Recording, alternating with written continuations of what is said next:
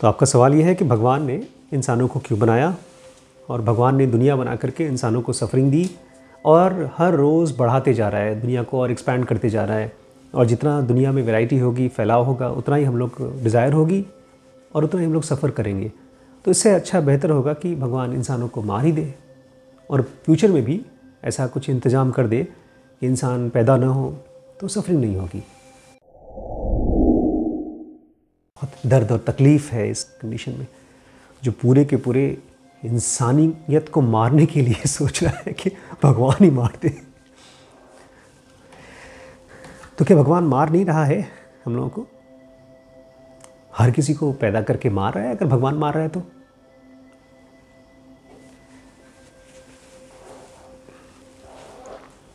इसमें 2-3 कॉन्सेप्ट्स को समझिए आप। कॉन्सेप्ट्स मतलब कुछ ऐसी बातें जो फिज़िकली या साइकोलॉजिकली हमको समझ में नहीं आई है। फिज़िकली मतलब जब आप अमरूद को देखते हैं, आम को देखते हैं, तो आपको मालूम है कि ये आम है, ये अमरूद है, और अगर जल्दी नहीं खाया तो सड़ जाएगा। आम या अमरूद के लिए आप कभी नहीं पूछेंगे कि भगवान ने ऐसा फल बनाया ही क्यों कि वो सड़ जाता है। और जो फल सड़ता है उसको बिल्कुल क्रिएट ही नहीं करना चाहिए, या तो ऐसा कुछ करे कि फल कभी सड़े ही ना, हमेशा हमेशा के लिए हो जाए। तो फिज़िकली और ऐसे ही साइकोलॉजिकली अभी भी हमने अपने मन के अंदर में जिसको सफरिंग कह रहे हैं उसको जाना नहीं है। परेशान है लाइफ से, और उससे भी ज़्यादा परेशान है अपनी इच्छाओं से जो पूरी नहीं हो पा रही हैं। इसलिए लगता है कि स्पिरिचुअली कुछ लोग बोल रहे हैं और उसका मतलब यही है कि अगर मर जाएं तो सफरिंग आ जाएगी। और गुरुज़ की भी बड़ी प्रॉब्लम है। गुरुज़ भी यही समझाते हैं कि अपने अहंकार को मारो, समाधि लो। तब समझदार लोग यही कहते हैं कि भाई हम तो समाधि ले रहे हैं, तो इससे अच्छा हम मर जाएं या लोग मर जाएं। लेकिन ये आधे समझदार लोग हैं, क्योंकि जब कंप्लीट एक्सपीरियंस होगा सफरिंग का, तब सफरिंग बहुत देर तक टिकती नहीं है। तो सबसे पहली बात तो ये पूछना होगा अपने आप को कि सफरिंग क्या है, और खाली क्वेश्चन नहीं पूछना होगा। और सफरिंग का एंड कैसे होता है, ये मत मान लीजिएगा कि अगर मर जाएंगे तो सफरिंग ख़त्म हो जाएगी। किसी ने आगे बताया तो नहीं ना आपको कि कोई मर गया और उसके बाद सफरिंग ख़त्म हो गई उसकी। ये खाली आपका अंदाज़ा है कि अगर मर जाएंगे तो सफरिंग ख़त्म हो जाएगी। जैसे बचपन में लगता था कि स्कूल की क्लास पास कर जाएंगे तो फिर प्रॉब्लम ख़त्म हो जाएगी, फिर अगली क्लास, फिर अगली क्लास, ऐसे करते करते बुढ़ापे तक हम लोग पढ़ते लिखते और नौकरी करते रहते हैं लेकिन सफरिंग कभी ख़त्म नहीं होती। इसलिए अपने एजम्पशन से बचिए, किसी भी तरह का एजम्पशन हो। और दूसरी चीज़, भगवान ने इंसान को बनाया है, ये भी हमारा एजम्पशन है। इसका कोई हमको अनुभव नहीं है, कोई प्रूफ नहीं है, ये खाली अंदाज़ा है। क्योंकि भगवान कोई बैठ करके कहीं कोई क्रिएट नहीं कर रहा है इंसान को। हमारे आसपास जो भी लोग पैदा हो रहे हैं वो सिंपल सेक्सुअल एक्टिविटी का रिजल्ट है। ये जन्म और मरण का जो चक्र है ना, वो कोई भगवान बैठ करके क्रिएट नहीं कर रहा है कि आप जाकर के उसको बोलते भाई अब बंद करो, बहुत हो गया। आपको ये समझना पड़ेगा कि भगवान अगर क्रिएट कर रहा है तो 2 चीज़ें बड़ी समझदारी की हैं उसने। एक कि वो खुद इसमें इन्वॉल्व नहीं है, बहुत ही चालाक है। अभी भी इस समय हम सब शरीर में जी रहे हैं, हमको दर्द होता है, आपको डर लगता है, आप बीमार पड़ते हैं, लेकिन भगवान को कुछ नहीं होता। इसी बॉडी में रहता है भगवान, लेकिन उसको कुछ नहीं होता। यही तो कृष्ण कहते हैं ना कि आत्मा को कोई काट नहीं सकता, मार नहीं सकता है।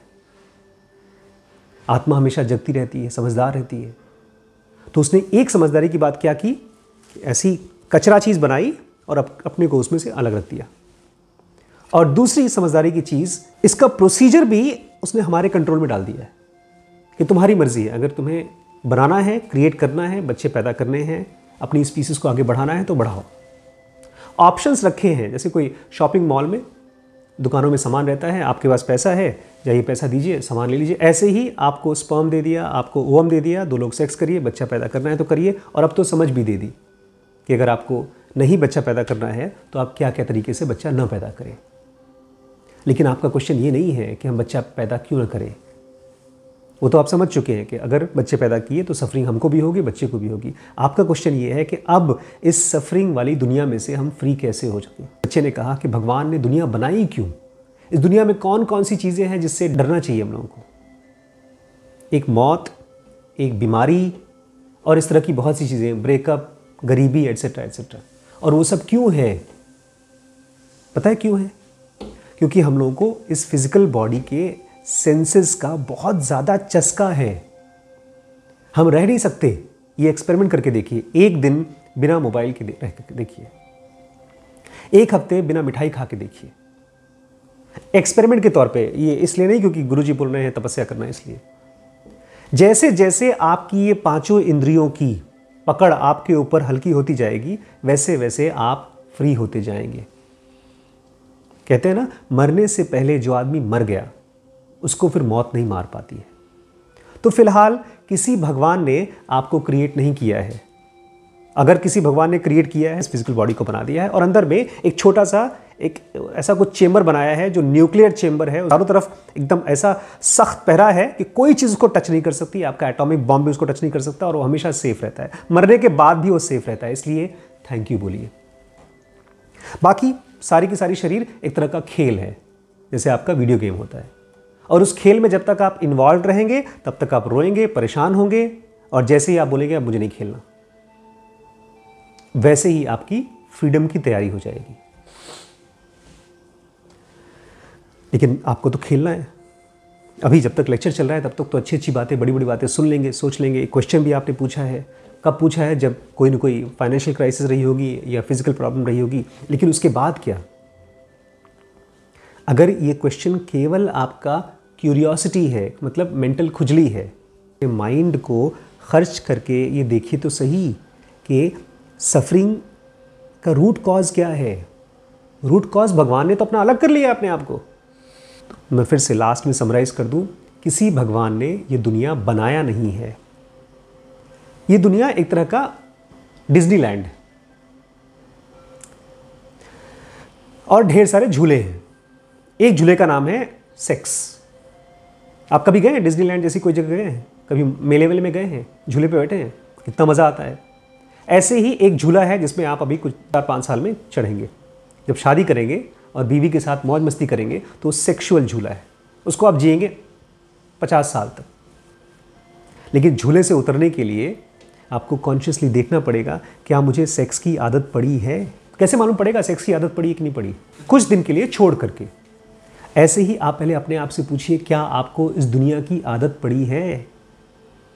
आंख बंद करते हैं तब भी आपको देखने का मन करता है, फोटोज़ चलती रहती हैं, सपने में भी आपको देखने का मन करता है। दरवाजे तो हैं, इस दुनिया से फ्री होने के लिए दरवाजे हर किसी को दिए गए हैं। एक दिन मैं सोच रहा था, बहुत ही कमाल की चीज़ मेरे को लगी। हमारी फैक्ट्रीज़ होती हैं, उसमें से हम सामान बनाते हैं। पूरी दुनिया में फैक्ट्रीज़ के फॉर्म में बच्चे माँ के गर्भ में आ जाते हैं, पूरी की पूरी फैक्ट्री उसी में है। इसका मतलब ये है कि हमारी इसी बॉडी में हमारे फ्रीडम का रास्ता भी होगा, बाहर कहीं नहीं है। अगर हम ये सोचते हैं कोई भगवान आ जाएगा और कोई भगवान दुनिया को ख़त्म कर देगा, वो भी आएगा टाइम, उसको कहते हैं शास्त्रों में, उसको प्रलय बोलते हैं। और जब वो होता है तब हमारा आप रोक नहीं पाते, लेकिन उसका इंतज़ार करेंगे तो पता नहीं कब तक सफ़र करेंगे। ये सब जो कुछ आप बोल रहे हैं, दुनिया वुनिया, ये सब का सब भगवान ने अपना इंतज़ाम कर रखा है। करोड़ों अरबों भगवान आए, एनलाइटन होकर चले गए। बस आप ही एक ऐसे भगवान हैं जो इस गेम को खेल रहे हैं और आप रो रहे हैं कि हमको कब निकालेंगे। ये ऐसे ही है जैसे आप एक गेम खेल रहे हैं और आप बोल रहे हैं हमको कब निकालोगे। स्विमिंग पूल में घुसे पड़े हो, स्विमिंग कर रहे हो, बोला हमको कब निकालोगे पापा। देखिए, मैं ये नहीं कह रहा हूँ कि आप लाइफ को एंजॉय मत करिए, मैं कह रहा हूँ जब भी कोई सफरिंग मिले उसको वेस्ट मत होने दीजिए। एक डायरी आपके पास होनी चाहिए जो आपकी सफरिंग की डायरी होनी चाहिए। उसमें डिटेल लिखिए हुआ क्या, और जब भी आपको मौका मिले बड़ी बड़ी सफरिंग को कॉन्टम्पलेट करिए कि उस समय मेरा रिस्पॉन्स क्यों ऐसा था। बहुत से योगी होते हैं, बुद्ध थे, उनकी तो उन्होंने कॉन्शियसली छोड़ दिया सब कुछ, परेशान नहीं हुए। मैं क्यों परेशान हुआ? इसका मतलब केवल मेरा बॉडी का एक ट्रेंड रिस्पॉन्स है, ऑटोमेटिक रिस्पॉन्स। उसको मैंने कभी सिखाया नहीं कि कैसे चीज़ों के प्रति रिस्पॉन्स किया जाता है।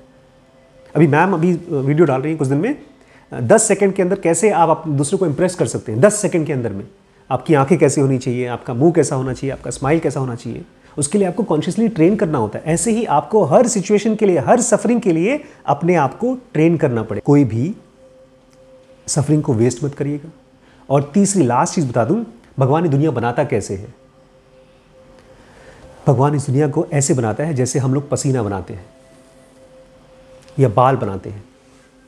भगवान भी रोक नहीं सकता इस दुनिया को बनाने से। आप रोक सकते हैं, बाल कटवा सकते हैं, पसीना पोंछ सकते हैं, लेकिन आप ये कह सकते हैं कि सर कल से नो पसीना या कल से no body movement. Body movement नहीं रहेगा तो आप जिएंगे नहीं। भगवान के एग्जिस्टेंस के दो तरीके हैं। एक ये डायनामिक, जिसमें फिजिकल दुनिया में चीज़ें चल रही हैं, फुल रही हैं, और ये भी परफेक्ट है, इसमें कोई सफरिंग है नहीं। एक तरफ जॉय है, एक तरफ सफरिंग है, एक तरफ बच्चा है, एक तरफ बूढ़ा है, एक तरफ दिन है, एक तरफ रात है, एक तरफ गरीबी है, एक तरफ अमीरी है। आप सारे दुकानों पे खेल कूद सकते हैं, जी सकते हैं और अपना एक्सपीरियंस ले सकते हैं। और दूसरा है silence, peace, non physical entity, deathless. ये डेथ वाली दुनिया है, यहाँ पर आप पैदा भी हुई है, मरने का सब एक्सपीरियंस है। सर हमारे यहाँ सारे भेलपुरी है, सब सीख खा सकते हैं। कौन सा डिश चाहिए, पैदा होने वाला, जाओ। जॉइंट फैमिली में पैदा होना, जाओ। अमीरों के यहाँ जाओ। भिखारी बनना है, लो। बीमार बनना है, लो। जो सीखना है सीखो। और यहाँ पर इन सब से फ्री होकर के रह सकते हैं हमेशा हमेशा के लिए। लेकिन ये दोनों चीज़ें आपको कॉन्शियसली सीखनी पड़ेगी। किसी भगवान ने आपको क्रिएट नहीं किया है, बेचारे भगवान के पसीने हैं एक तरह से हम। इसको वापस जाने का एक साइंस है, उसी को हम लोग जनुगा कहते हैं। उसी को पतंजलि ने योग सूत्र के फॉर्म में सिखाया है, उसी को कृष्ण बेचारे सिखा रहे हैं। आजकल हम लोग गीता को पूरी तरह से डिटेल में कवर कर रहे हैं जनुगा एडवांस में। बहुत मज़ेदार चल रहा है। मैम ने भी परसों नरसों बताया था किस तरह से क्षत्रिय सिंह लोग नहीं होते, कुछ और क्षत्रिय होता है, ब्राह्मण कुछ और ही होता है। आप उसको देखिएगा ज़रूर।